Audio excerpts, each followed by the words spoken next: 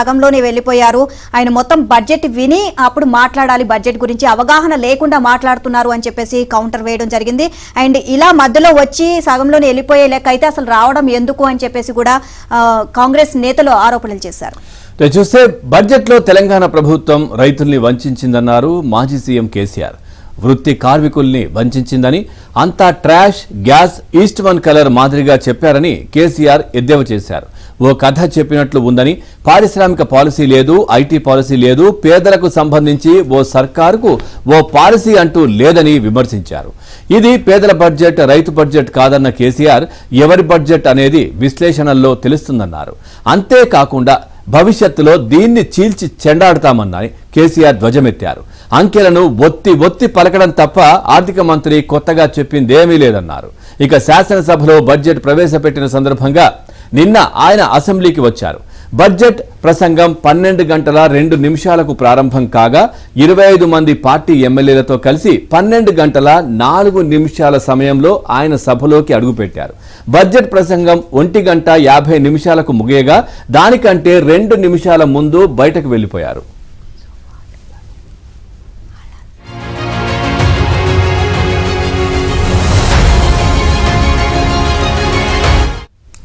అనంతరం పార్టీ ఎమ్మెల్యేలతో కలిసి కేసీఆర్ అసెంబ్లీ మీడియా పాయింట్ వద్ద మాట్లాడారు. బడ్జెట్ ప్రజల ఆశలపై నీళ్లు చల్లేలా ఉందని విమర్శించారు. ఏ ఒక్క వర్గానికి స్పష్టమైన హామీ లేదు అన్నారు. రైతులను పొగుడుతున్నట్లు పొగుడుతూనే వెన్నుపోటు పొడిచింది అని ఆరోపించారు. రైతు బంధు, భరోసాలో అనేక ఆంక్షలు పెట్టబోతున్నట్లు చెప్పి రైతుల్ని మోసం చేశారని కేసీఆర్ ఆగ్రహాన్ని వ్యక్తం చేశారు. గతంలో రాష్ట్రంలోని అన్ని వర్గాల సంక్షేమానికి ఆంక్షించి అనేక పథకాలు ప్రవేశపెట్టామని, ఒక్క పథకంపై కూడా ఇప్పుడు స్పష్టత లేదు అన్నారు.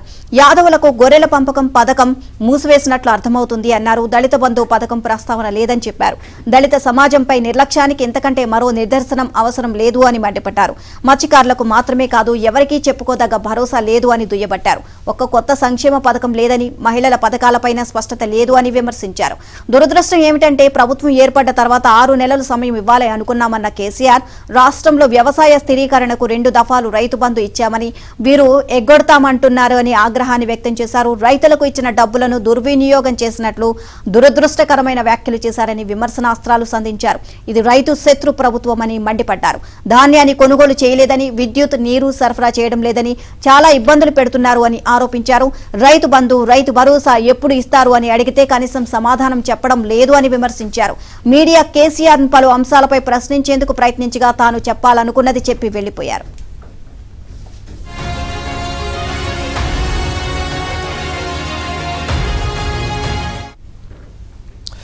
తెలంగాణ రాష్ట్రం ఏర్పడిన తర్వాత 5 ఏళ్లలో తొలిసారి కేసీఆర్ అసెంబ్లీ మీడియా పాయింట్ వద్ద మాట్లాడారు.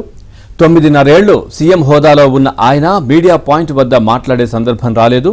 గతేడాది డిసెంబర్లో అధికారం కోల్పోయి ప్రతిపక్ష హోదాలో ఉన్నప్పటికీ ఆయన అసెంబ్లీ సమావేశాలకు హాజరు కాలేదు. ఓవరాల్ గా ఈ అంశానికి సంబంధించి మరింత సమాచారాన్ని మా కరెస్పాండెంట్ నరసింగరావు అందిస్తారు. నరసింగరావు, పూర్తి డీటెయిల్స్ ఏంటి?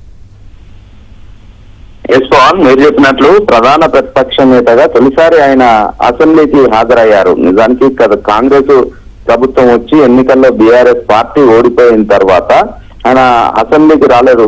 వస్తాడా రాడా అనేటువంటి ఒక ఉత్కంఠపరమైనటువంటి చర్చ కూడా జరిగింది కేసీఆర్. ఎందుకంటే కాంగ్రెస్ ప్రభుత్వం ఏర్పడిన తర్వాత 2 సార్లు అసెంబ్లీ సమావేశం, మొదటి సమావేశంలోనేమో ప్రమాణ స్వీకారాలు జరిగాయి, దానికి హాజరు కాలేదు. 2 ఫిబ్రవరిలో ఓటాన్ అకౌంట్ బడ్జెట్ జరిగింది, దానికి కూడా హాజరు కాలేదు. ఆయన ఇంట్లో జారిపడి 20 ఎముక శస్త్రచికిత్స చేసుకున్నటువంటి నేపథ్యంలో విశ్రాంతిలో ఉన్నారనేటువంటి మాటను చెప్పారు. మధ్యలో ఒకసారి వచ్చారు, వెళ్ళి స్పీకర్ ఛాంబర్ లోనే ప్రమాణ స్వీకారం చేసి వెళ్ళిపోయారు.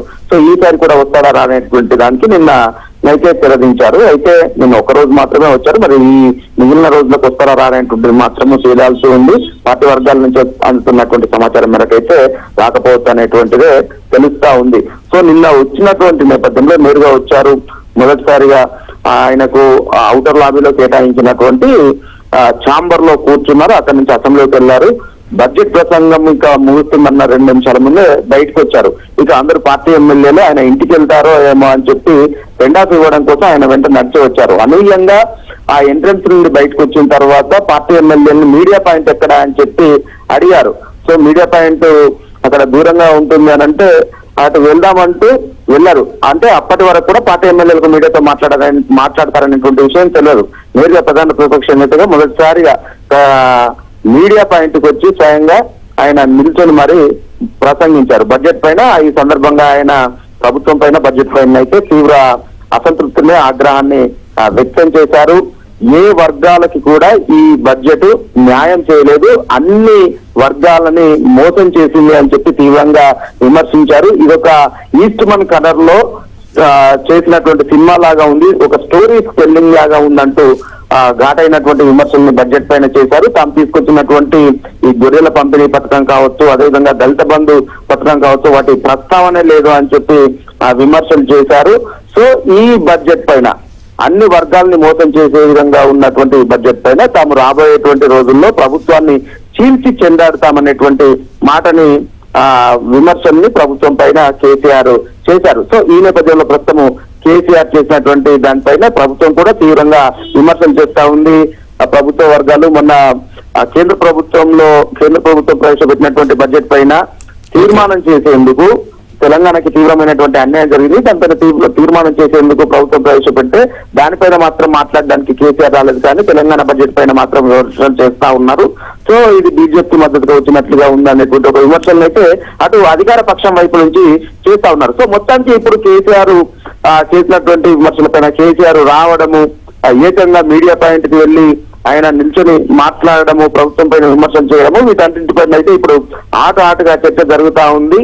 ఇక బీఆర్ఎస్ పార్టీ వర్గాలు మాత్రము ఒకంత ఆశ్చర్యానికే లోనయ్యాయి. స్వయంగా ఎమ్మెల్యేలు సైతం అసలు మీడియా పాయింట్ కి వెళ్లి మాట్లాడతారనేటువంటి విషయాన్ని ఊహించలేకపోయారు. సో ఈ నేపథ్యంలో ఇక డౌన్ టు ఎర్త్ తాను గ్రౌండ్ లోకి వెళ్లి ఫైట్ చేయడానికి సిద్ధంగా ఉన్నటువంటి సంకేతాలను కేసీఆర్ ఇచ్చారనేటువంటి విశ్లేషణలు బీఆర్ఎస్ పార్టీ వర్గాలు